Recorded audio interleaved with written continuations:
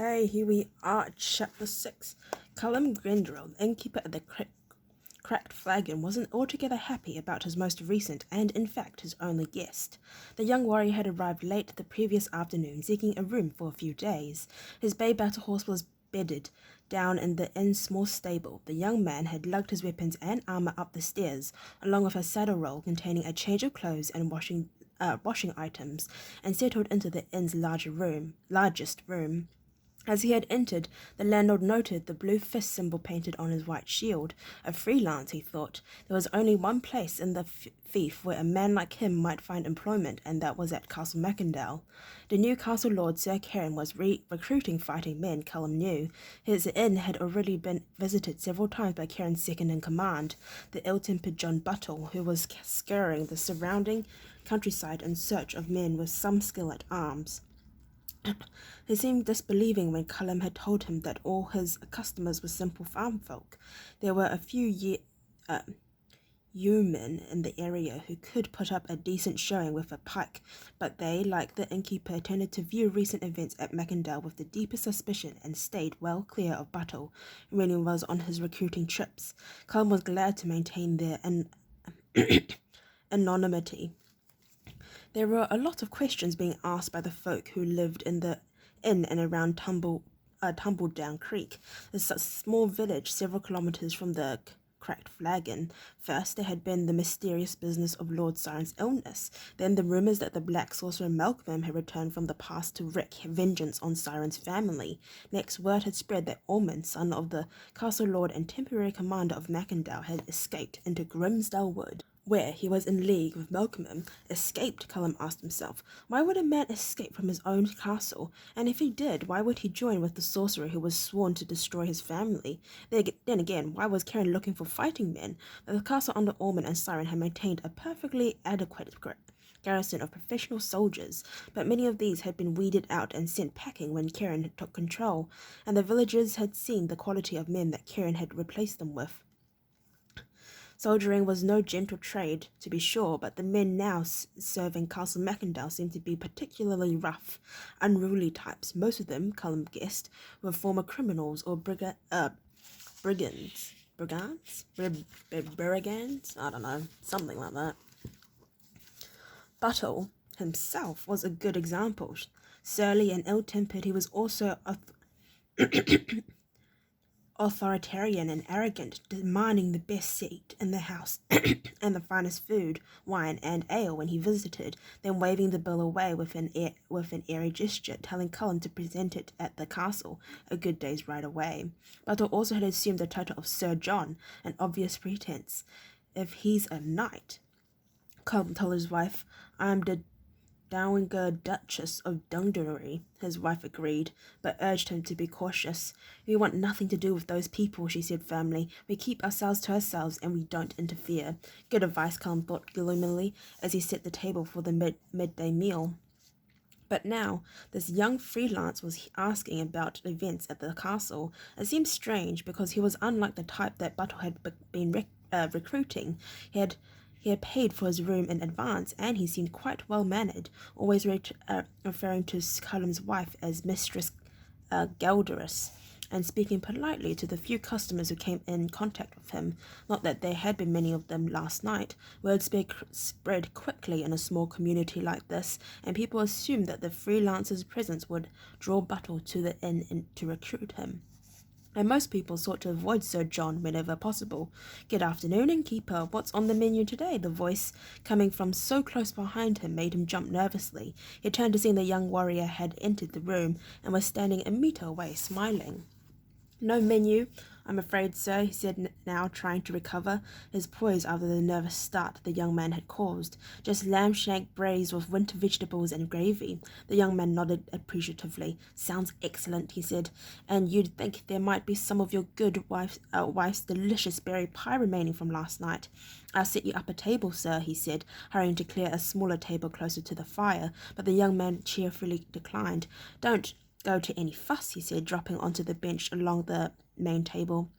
I'm happy to eat here, but I'll have half a tankard of ale when you can spare a moment. At once, sir, at once. Come and put down the pile of tankards, trenchers, knives, and spoons that he had been carrying and turned towards the bar. The warrior's friendly voice stopped him. "When you're ready. There's no need to drop everything just because I feel like a drink. In your own time." He seemed genuinely amused and watched as Cullum finished setting the table, studiously avoiding making any eye contact. Cullum set out the last of the trenchers, a knife, a spoon.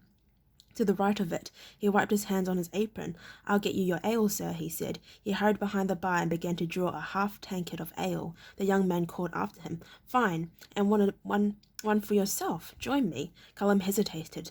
"Ah, well, sir, it's the busy time of day, you see." The warrior nodded appreciatively, looking round the empty tap room and grinning at the innkeeper. "So I see. The place is packed to the rafters. Come on, Cullum, have a drink with me." Cullum could think of no way to refuse without offending him, and offending trained warriors was not a good idea, he knew. Reluctantly, he agreed. "Well, just a few minutes then. The customers will be arriving soon." His regular customers may have stayed away the previous night. People could always do without a drink for a night or two, but the lunch trade was different. They had to eat somewhere, and the cracked flagon was their only choice. He crossed from the bar and set the 2 tankards down on the table. The warrior nodded and slid to one side, gesturing at the bench where he had made room. "All the more reason to relax while we can. Sit down." "And Cullum," he said, his face suddenly serious. "Yes, sir," Cullum replied nervously, only to see the wide smile reappear. "A little less of the sir, would you? My name is Hawken. Call me Hawken, for goodness sake." "Very well, sir. Hawken," Cullum agreed. He sat down a little reluctantly. He pretended to keep his distance from strange warriors, no matter how friendly they might appear. They clinked mugs and both drank. There was a moment's silence, and Cullum thought he might just be able to stand up and leave when Hawken spoke. "I'm told there was a juggler passed through here some time back. Perhaps 2 weeks ago," he said. Cullum, suspicious, instantly on alert, replied cautiously, "Aye, there was, I recall. Last he'd heard, the juggler in question had been heading for Macindow as well, although there were rumours that he had been part of Lord Ormond's mysterious escape." "Young fellow, was he? About my age, but not quite as big," Hawken added cheerfully. The innkeeper nodded. "I'd say so, yes." Hawken said, and took a long pull at his ale. He wiped his mouth with the back of his hand and said casually, "Any idea where he might be now?" Cullum hesitated. In truth, he couldn't say for sure. He decided to simply stick to what he knew. He was headed for the castle, sir." He noticed the warrior tilt his head at the word and hurried to change it. Hawken, but I've since heard that he might be somewhere in Grimsdale Wood." The young man pursed his lips in the news. "Grimsdale," he said. "I thought that was the lair of that fellow Melkerman." Cullum looked anxiously around at the name. Melkerman was not someone that he wanted to discuss. He wished vehemently that his normal lunchtime customers would arrive and give him a reason to get up and go to the kitchen.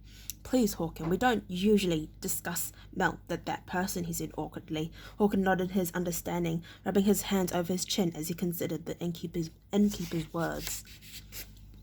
"Still," he said, "what would a juggler be doing in those woods? Possibly minding his own business, a practice I can recommend to you, Hawken." Cullum felt the icy swell of wind from outside as the main door opened. Both men at the table whirled round to see a cloaked, cowled figure silhouetted against the light from the doorway. The tip of a recurve bow was visible, slung over the shoulder. At the other, the reflected ends of a quiver full of arrows could be seen. Hawken slowly rose from the bench, stepping clear and turning to face the new arrival, left hand dropping casually to the scabbard of his long sword, angling it slightly forward to facilitate drawing the weapon. Cullum stood up rapidly, tangling his feet and stumbling as he looked fearfully at the 2 men facing each other. "Please, gentlemen," he said, "there's no need for unpleasantries here."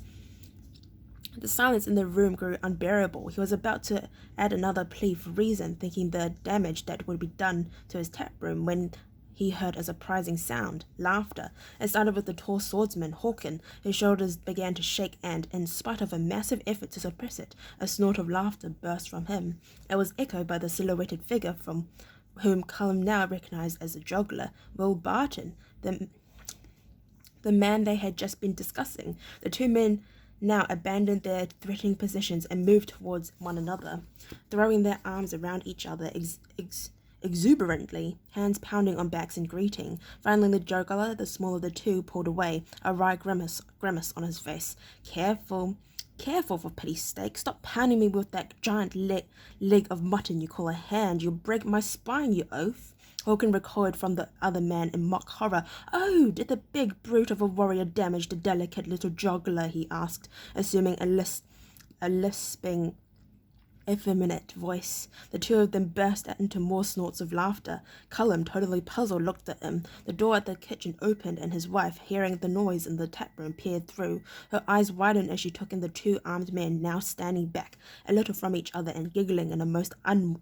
unwarlike way. She looked a question at Cullen, but all the innkeeper could do was shrug in bewilderment. Hawken, however, noticed the movement from the corner of his eyes and turned towards her. He placed a muscular arm around the shoulders of the juggler and led him towards the bar as he spoke. He seemed to tower over the smaller man. "We'll have another guest for lunch, mistress," he said cheerfully. "He may look like a midget, but he has an appetite like a giant." "Of course, sir," she said, as puzzled as ever. She withdrew into the kitchen, shaking her head, as Hawken turned to her husband. "And I rather think we might need another tankard of ale, please, Cullum." "At once, sir. Hawken," Cullum said, moving to the tapped keg that was resting on trestles behind the bar. He noticed that Hawken led his friend to the separate table that he had been about to set a few minutes ago, picking up his own tankard as he went. "My God, Horace, it's wonderful to see you," Will exclaimed as they sat down.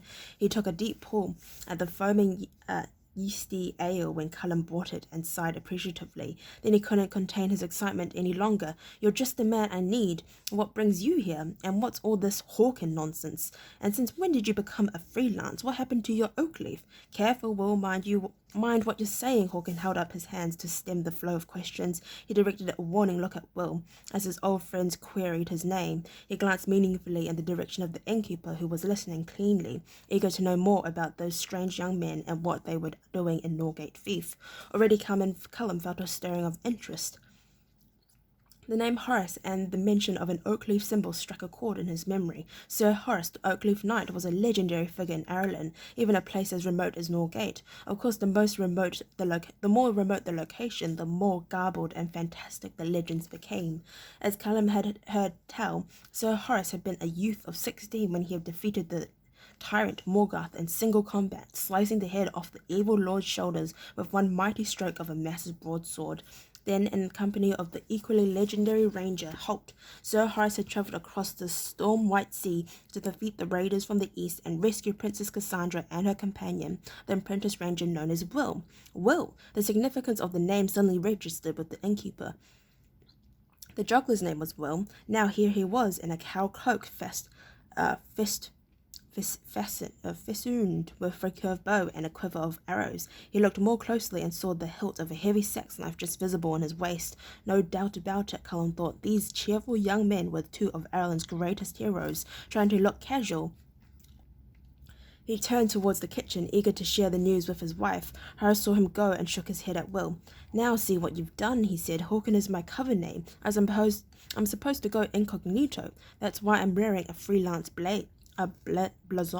After all, there'd be no point taking a false identity and then covering myself with oak leaf symbols, would there?" Will shook his head, perplexed. "A cover name? Who gave you a cover name? Who sent you?" "Didn't you get the message?" Horace asked. "Holt and Crowley thought you might need some help." Before he could finish, Will interrupted, grinning. "So they sent you to tell me it was on the way?" He asked innocently. Horace gave him a pained look, and he was instantly contrite. "Sorry, go on." "As I say," Horace continued deliberately, "they thought you might need a grown-up to look after you, so they sent me along. They thought I'd better travel incognito until I saw what was happening, but there should have been a message pigeon telling you all this at least a week ago." Will raised his hands in frustrated gesture. "We've lost contact with Holt," he said.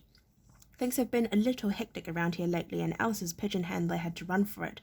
"Where is Alice, by the way?" Horace asked, before he could stop himself. He looked around as if she might suddenly materialize in the room. The moment he did it, he realized how senseless the action was. Will's expressions darkened. "She's being held prisoner," he said quietly. Horace started to his feet.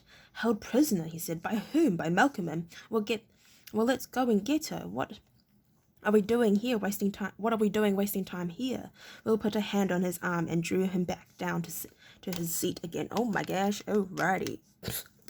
He couldn't help grinning. I'm sorry for that. That was so like Horace, he thought. If he thought a friend was in danger, his first instinct was to charge to the rescue, and Alice, of course, was a friend. The three of them had grown up together in the ward at Castle Redmond. Settle down, he said. She's being held in the tower at Macindow by Karen. Malcolm and I are working on a plan to get her out. Now you're here, we might stand a better chance. Horace frowned. Malcolm, he said. Who's Malcolm, and who's this Karen fellow? I keep hearing about him. I ran into some character yesterday called Buttle, who said Karen was running things at the castle now. Will nodded. I said things have been a little hectic. Malcolm is Malcolm's real name, but he hastened to add as he saw Horace about to interrupt. He's no sorcerer, just a healer. He's on our side. Karen has taken over the castle. We're pretty sure he's got something planned with the Scotty, but we're not sure what. There was a bustle of movement and a conversation outside the inn. The tap room door opened and four local farmer workers entered, looking for their meal. They noticed the two young men already seated and mumbled greetings to them. Then they took their places at the long table Cullum had set up. However, Will said, I don't think this is the place to discuss it. He was conscious that country folk were notoriously curious about strangers. As a result, every ear in the tap room would be tuned in on their conversation. Let's eat, and I'll fill in the details on the ride back. Alright, I'd like to thank you very much for listening to read up to chapter 6. If you'd like to listen to me read chapter 7, then please stay posted, and hopefully I'll see you next time. Bye bye.